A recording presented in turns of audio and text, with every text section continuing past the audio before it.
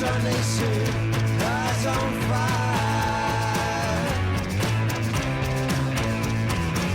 Came across you walking on the other side. One is disappearing like water in sand. Thoughts are disappearing through the cracks in the line. And I say, ooh, yeah, yeah. And I say, ooh, yeah, yeah.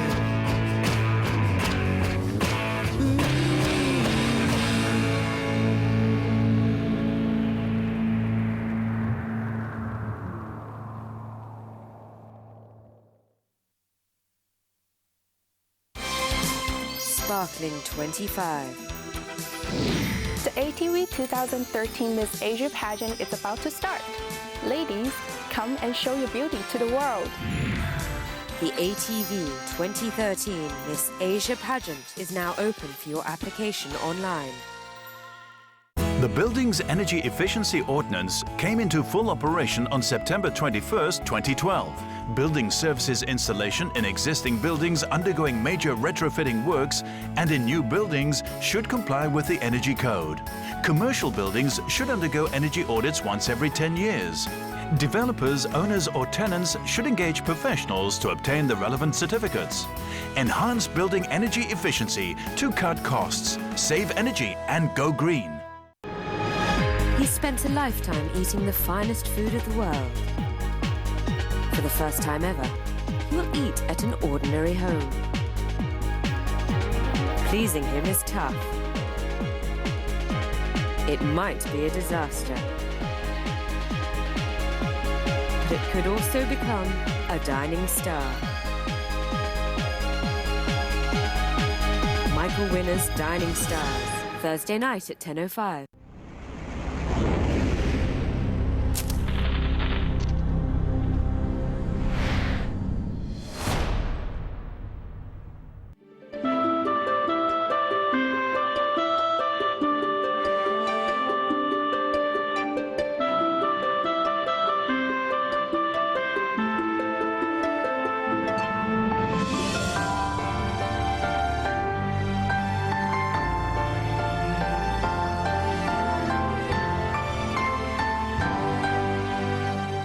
塞上江南，神奇宁夏。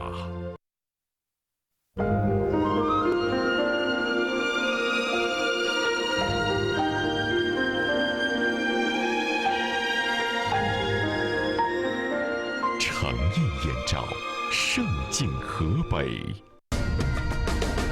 绿的归阳，爽爽的归阳，回到了童年时光。爽爽的贵阳。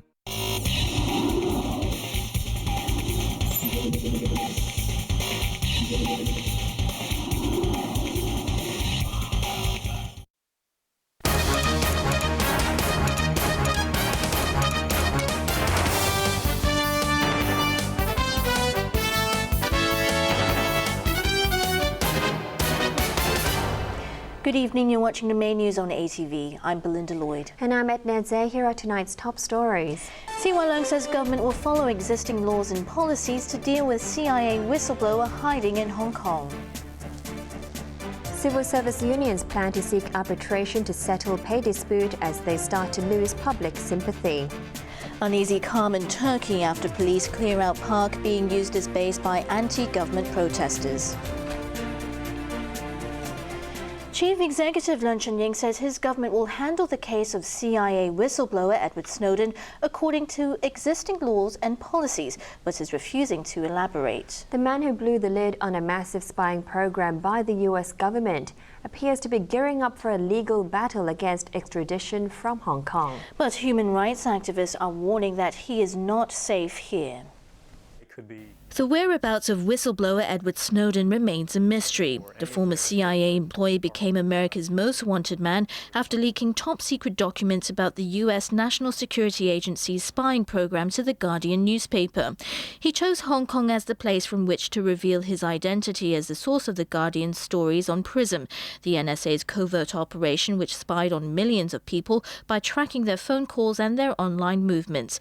Americans were not the only victims, as the NSA collected information from some of the largest global internet companies, including Microsoft, Google, Yahoo, and Apple, which have millions of customers around the world. Until 2 days ago, Snowden had been lying low at the Mirror Hotel until he checked out on Monday afternoon. The Guardian confirmed today that Snowden is still in Hong Kong and has moved into a new hotel in an undisclosed location.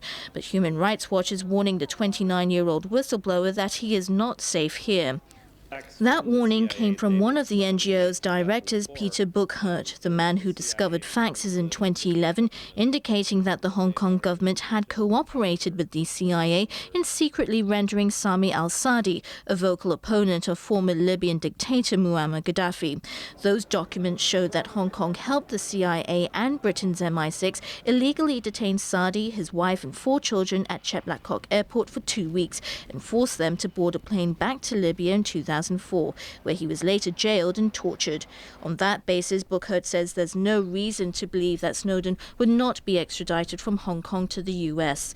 Continuing with his New York duty visit, Chief Executive Leung Chun-ying remained tight-lipped about how his government will handle Edward Snowden's case. He evaded repeated questions about Snowden and only gave a hint when forced to. Well, I have no comment on individual cases. As usual, we do not comment on individual cases. Well, we have existing laws and policies. Otherwise, we can't comment on individual cases.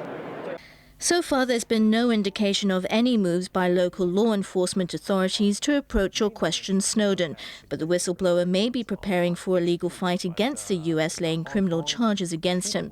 Sources at Hong Kong law firms say human rights lawyers in the city have been approached to help him out. Hong Kong's extradition agreement with the US gives the government the means to send him home to face prosecution or persecution. The legal experts here say he can seek political asylum and has a fighting chance to avoid deportation.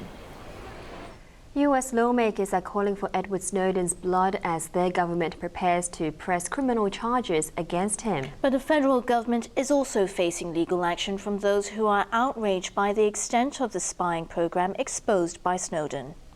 I could be, With no criminal charges laid against him just yet, 29-year-old Edward Snowden is a free man, technically speaking.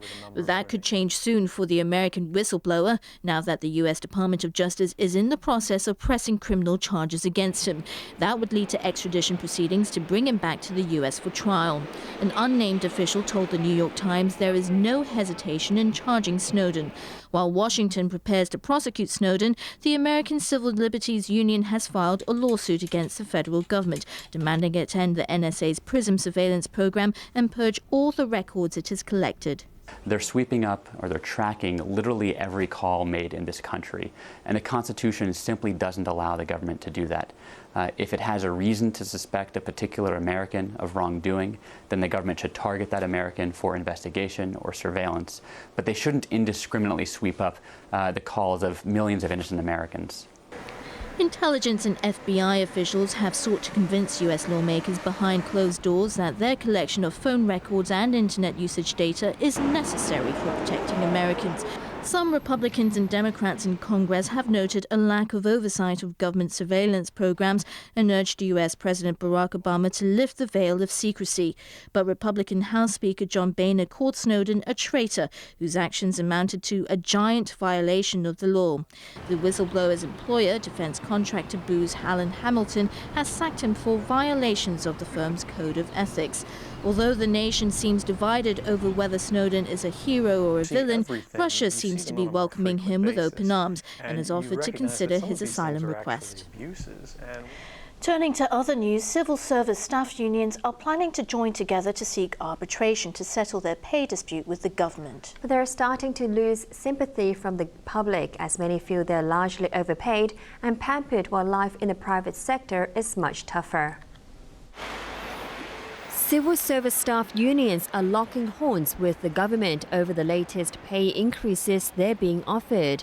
The Executive Council has approved pay rises of between 2.55% and 3.92% for civil servants this year, backdated to April. The increases are in line with the rates proposed by the Pay Trend Survey Committee, the advisory body that studies salaries in the private sector, to help the government determine pay adjustments for its 170,000-strong workforce. With EXCA refusing to back their demands for more money, it looks like a done deal. But unions are refusing to give up, and representatives on a radio show this morning complained that factors such as bonuses and cash incentives in the private sector were not taken into account. Leung Chau-ting, chairman of the Federation of Civil Service Unions, questioned how the government can calculate extras such as company shares and stock options offered by private companies. Philip Kwok, chairman of the Hong Kong Senior Government Officers Association, said they will meet with other unions to seek arbitration to resolve the pay dispute. If union members are not satisfied with the arbitration results, they may take further action, he warned. We may consider adopting an uncooperative attitude towards the administration if it refuses to take part in the arbitration. For example, not inviting government officials to take part in some of our consultative meetings and activities, which we usually do, he said. But it looks like members of the public are losing sympathy for civil servants, as they feel the government workforce is generally better paid than the private sector and should be thankful they are getting a pay rise in these uncertain times. One caller accused the unions of being greedy, stealing taxpayers' money and blackmailing the government. Another caller pointed out that it's a free market and challenged civil servants to leave public service if they feel they are getting such a raw deal. Union representatives rejected the allegations and called for understanding, claiming that civil servants, especially frontline officers, are facing huge pressure at work. The Kai Tak cruise terminal opened today and will welcome its first ocean liner tonight. However, many facilities are still under construction and closed off to the public.